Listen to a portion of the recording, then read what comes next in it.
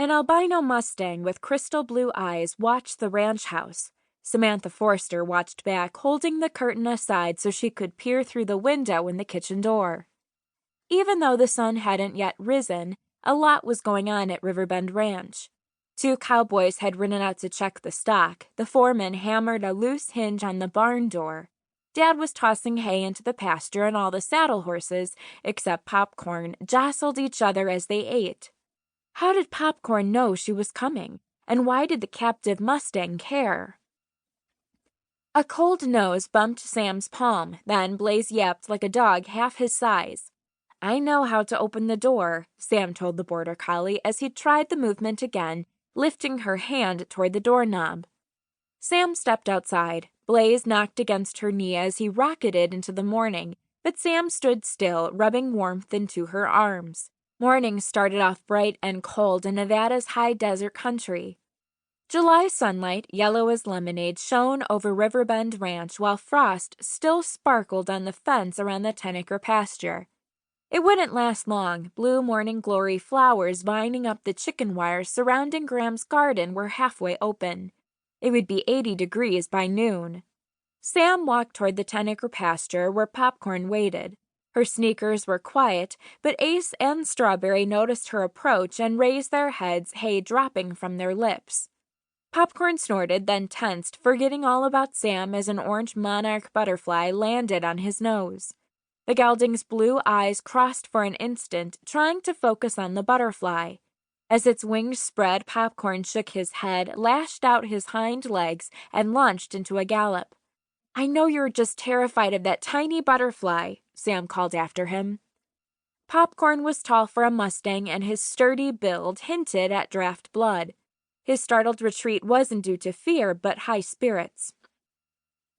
Blaze rushed barking along the fence. Hooves thudded as other horses joined the morning run.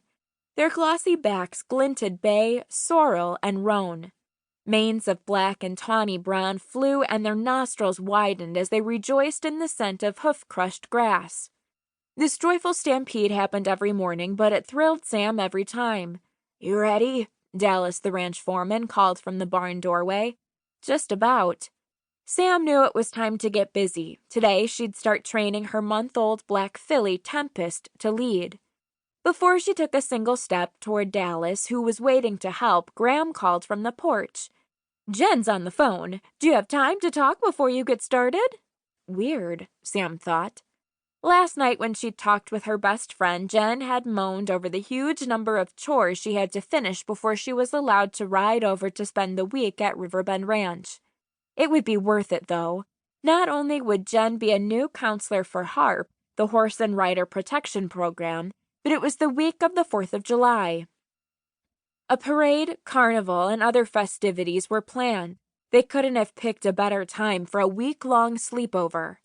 Since Jen's parents were leaving on a rare holiday away from the ranch, they were monitoring Jen's every move, making sure she finished her chores before they let her escape. If Jen had made time for a phone call, it must be important. "Sure," Sam said to Graham. Gesturing to Dallas, she added, "I'll be right back." Inside, Sam took the telephone receiver, noticing a sticky spot from the oatmeal cookie dough Graham was mixing. "Hello," Sam said. "How would you feel about a play date?" Jen asked. "A play date?" Sam asked. She pictured her best friend's intelligent face and owlish eyes as she tried to make sense of the question. "Aren't we a little old for play dates?" "Sure," Jen said. Then she drew a breath so deep Sam heard it. "But this isn't for us. Ryan wants his Colt to come play with Tempest." "Wow," Sam said. As she twirled in excitement, the phone cord wrapped around her. "That is so cool." Ryan Slocum's Colt was 1 day older than Tempest. On the open range, young horses raced around and learned how to be herd members by playing with other foals. That's perfect. Then, as she disentangled herself from the cord, Sam's mind collided with a complication. Ryan's father, Link Slocum. Is it okay with his dad? Link Slocum was the richest man in northern Nevada. No one knew exactly how he'd gotten so wealthy. Most folks were too neighborly to pry, but the wild schemes he'd pulled since he'd bought Gold Dust Ranch proved Link Slocum didn't mind skirting the law.